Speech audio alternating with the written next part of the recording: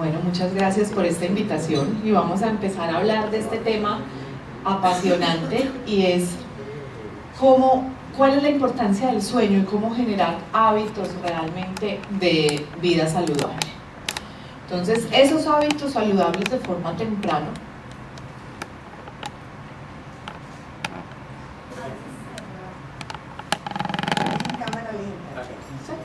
¿hacia dónde lo dirige?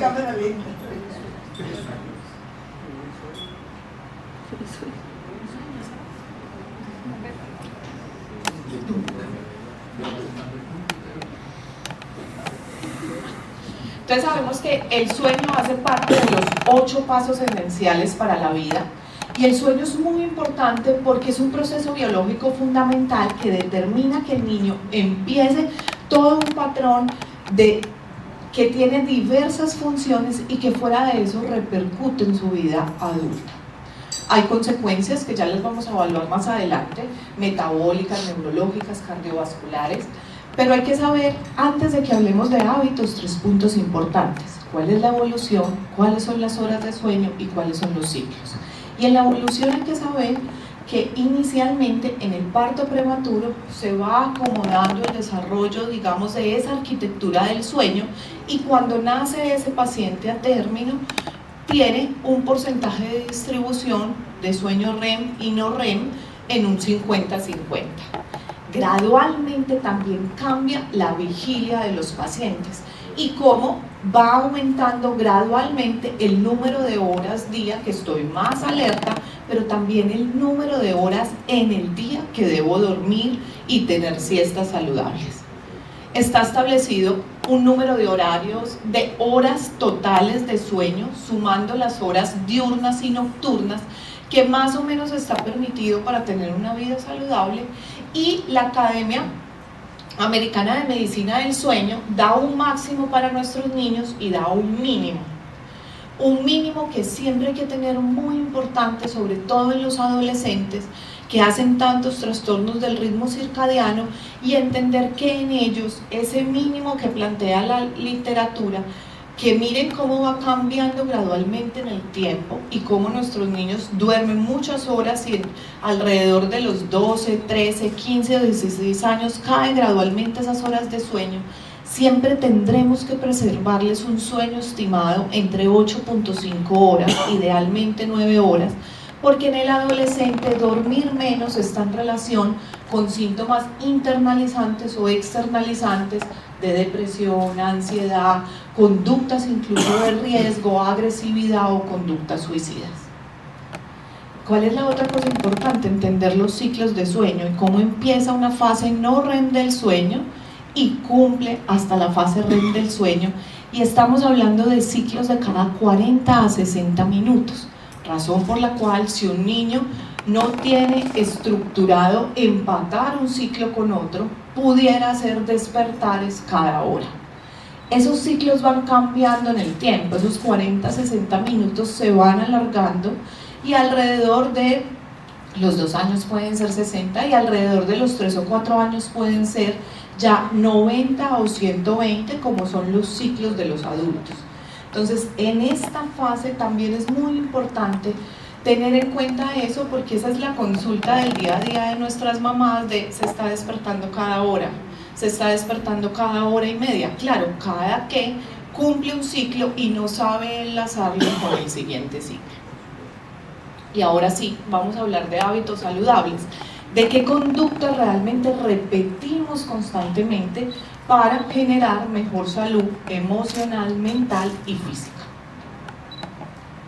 Algo muy importante, y es que vamos a tener que empezar a hablar de sueño desde la parte prenatal, desde la exposición que hace la mamá al humo del cigarrillo, como lo demostró la doctora en su estudio, a la contaminación ambiental, y cómo eso está en directa relación con que también haya un trastorno de sueño asociado.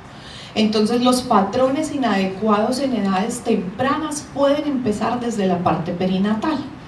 Y las academias de psiquiatría ahora está muy en auge que empecemos a hablar de adversidad familiar.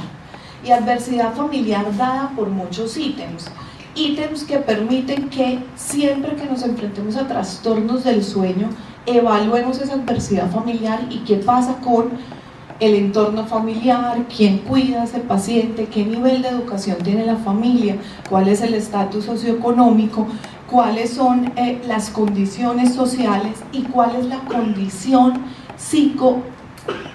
psicopatológica de esa mamá, qué tanta ansiedad y depresión hay asociada, que está en relación directa con también tener trastornos del sueño, abuso de sustancias o ya condiciones de violencia intrafamiliar que también impactan directamente.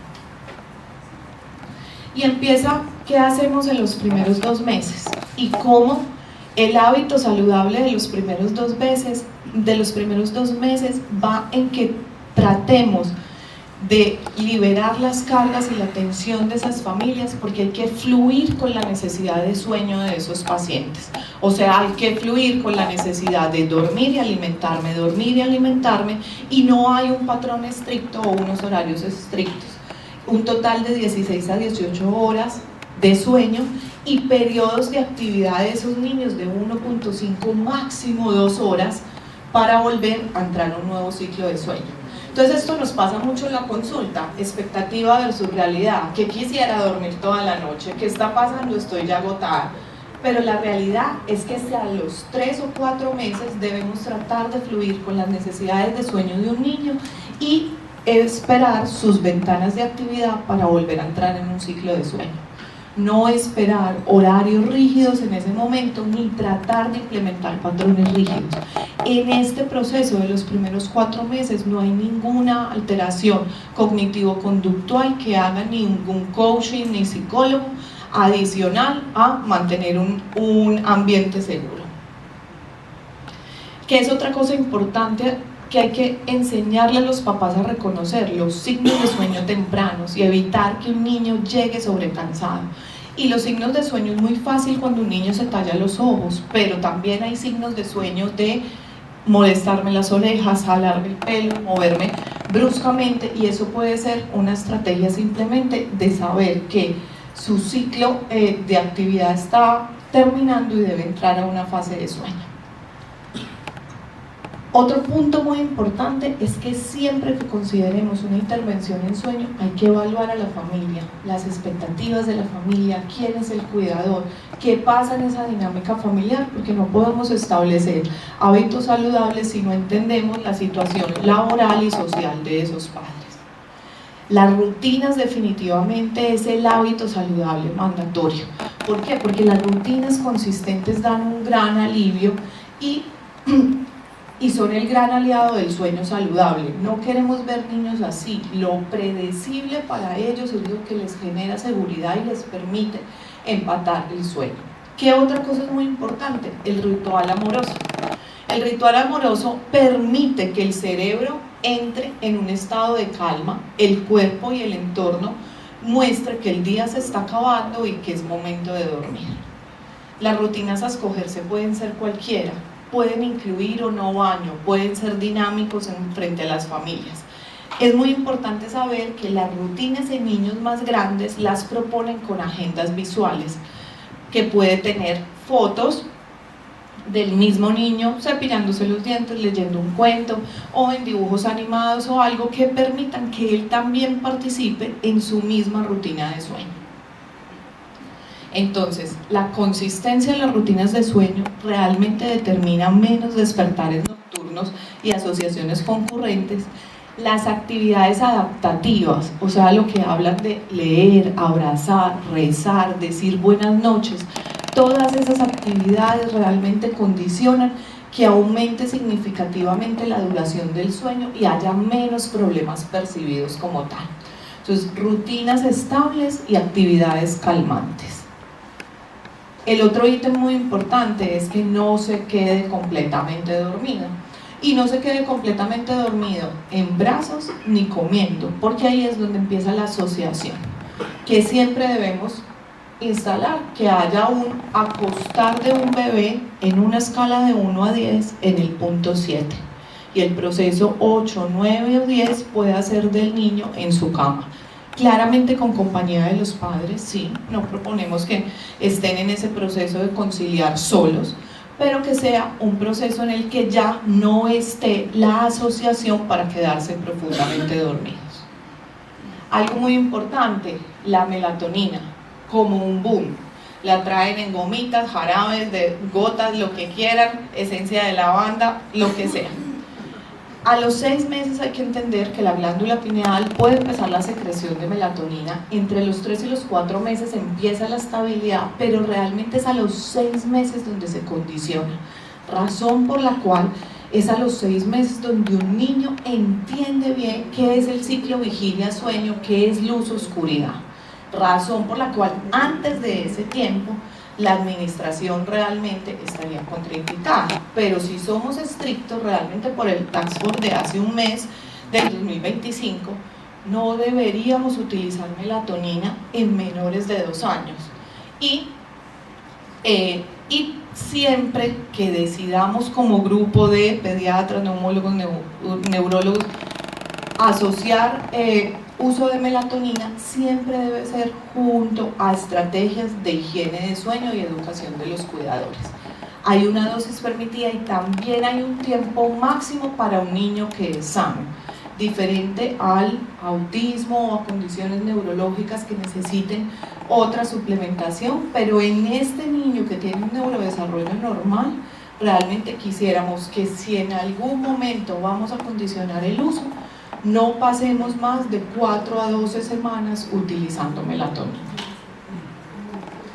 Otros ítems importantes en hábitos saludables. 1. Las técnicas de autorrelajación. Lo que les decía que hay que entender cómo quitar la asociación o la muletilla y cómo ofrecer otras estrategias de hago tabaco, cargo, doy palmadas, hago el chupete, el arrullo o el ruido blanco para hacer alguna estrategia también de conciliación. No cansamos al bebé al extremo y eso es algo muy importante para educar a las familias.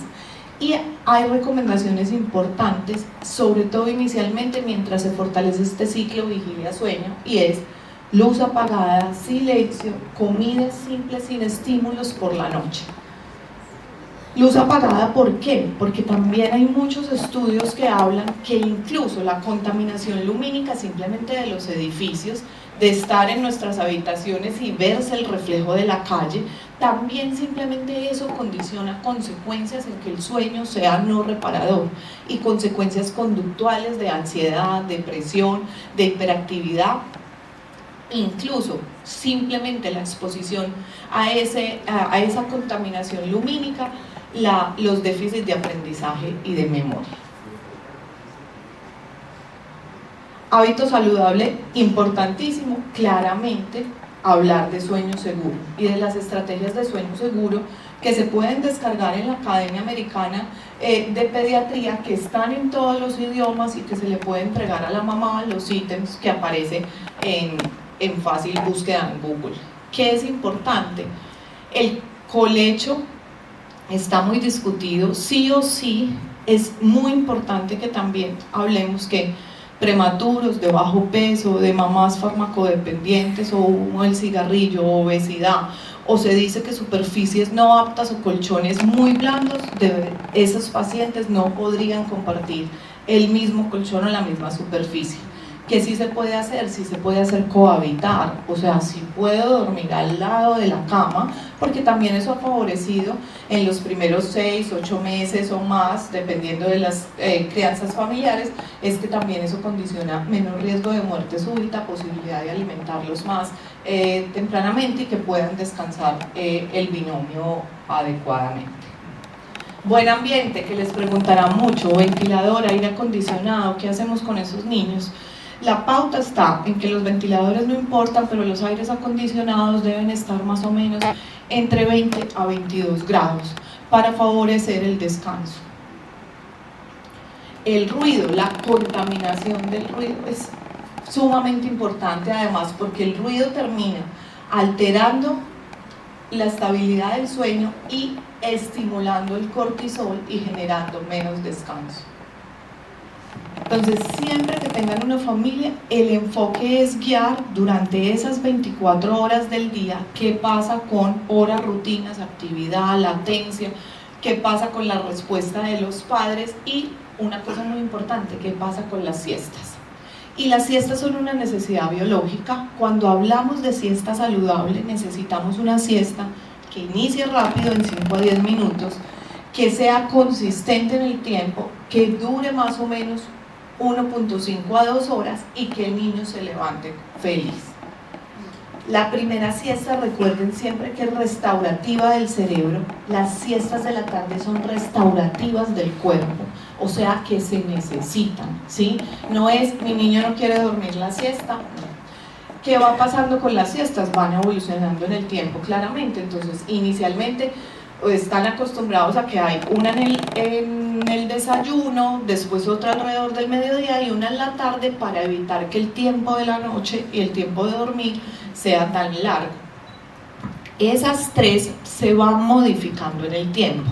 ¿Cuál es la primera que desaparece? La tercera, o sea, la que es 4 o 5 de la tarde, esa empieza a desaparecer alrededor de los 7 a 10 meses.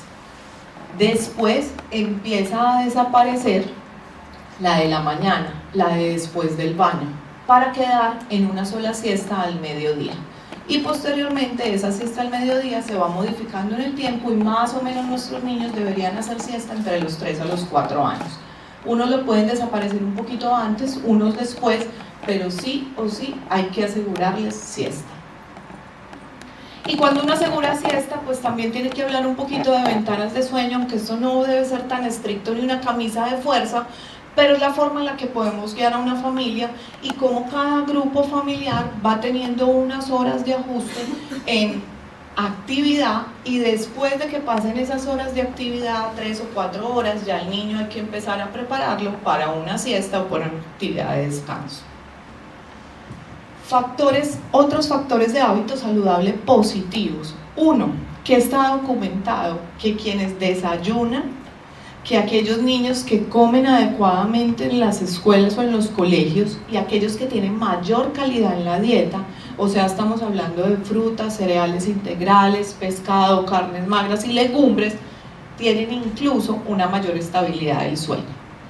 También se ha hablado que factores demográficos, familias que tienen padres mayores de 40 o 45 años, está en reflejo, en relación directa con que esos niños tengan mejores hábitos de sueño, y que definitivamente tiene una asociación negativa: el mayor tiempo frente a las pantallas o el consumo de alimentos ultraprocesados. Miren que todas las academias nos recomiendan para los diferentes grupos de edad, para los preescolares y para los escolares, cuál debe ser el tiempo mínimo de pantallas, el tiempo de actividad física y el tiempo que deben dormir, porque hay que romper claramente los ciclos de sedentarismo, el mal sueño y el sobreabuso de las pantallas. Entonces es así como de 0 a 2 años no hay nada de pantallas, ni para alimentarme, ni para tranquilizarme, ni para nada. De los 2 a los 5 años pueden limitar el uso a 1 hora, y más de 6 años los límites los ponen las familias, pero debería ser máximo 1 o 2 horas también, y va siendo gradual en el tiempo. Que es importante que este condicionamiento de exposición a uso de pantallas claramente no sea en el momento de dormir, y lo que se dice para disminuir el riesgo de esa agresión lumínica es que debería ser siempre 2 horas retirado, más de 2 horas después del inicio del sueño. Y estas sus preguntas de día a día. Su consulta siempre será: ¿tiene resistencia para ir a la cama, dificultad para conciliar, se despierta por la noche? Pero también hay ronquido ocasional, bruxismo, fatiga. Hay otros condicionantes en la consulta de medicina del sueño, no solo para nosotros como especialistas, sino para todo el grupo de pediatras y médicos generales, que hay que aprender a abordar. Y aprender a abordar tiene muchas aristas, y cada uno tendrá, como los gustos, los colores, diferentes pautas de crianza y de terapias cognitivo-conductuales que les ayuden a establecer un sueño con mayor continuidad. Estos son los libros más recomendados. Este es uno de los que yo más utilizo, que es el de Kim West, lo pueden escanear, se les demora un poquito en cargar, pero les descarga el PDF sin problema, e incluso es un libro que les comparto a los papás, porque es coquito, fácil de leer, al final tiene un plan de sueño y les ayuda para entender cómo hacer el retiro de la lactancia materna, cómo hacer el paso de las habitaciones y cómo establecer el manejo de los despertares. Porque definitivamente sí tenemos que hablar de terapia cognitivo-conductual, o sea, sí hay que, uno, montar programas de educación a los padres, tener conocimiento para hablar de sueño con las familias, y también conductual en control de estímulos, hábitos saludables, actividades antes de dormir y rutinas de sueño. Habrán otros condicionamientos, existirá el ronquido y posiblemente tendremos que evaluarlo de una forma diferente y tendremos que pensar si es que hay infecciones recurrentes, rinitis, obesidad, exposición al humo del cigarrillo, si la respiración oral realmente la condiciona otra cosa, si tenemos síntomas diurnos o nocturnos que nos van a hacer desplegar otro tipo de patologías que ya vamos a compartir más adelante, y que también tenemos un grupo, aunque siempre hay que favorecer hábitos saludables, siempre habrá un subgrupo de pacientes en sus consultorios, como anemia de células falciformes, como síndrome de Down, como malformaciones craneofaciales, como obesidad, que fuera de esos hábitos saludables necesitan una intervención en conjunto con especialistas de medicina del sueño. Muchas gracias por su atención.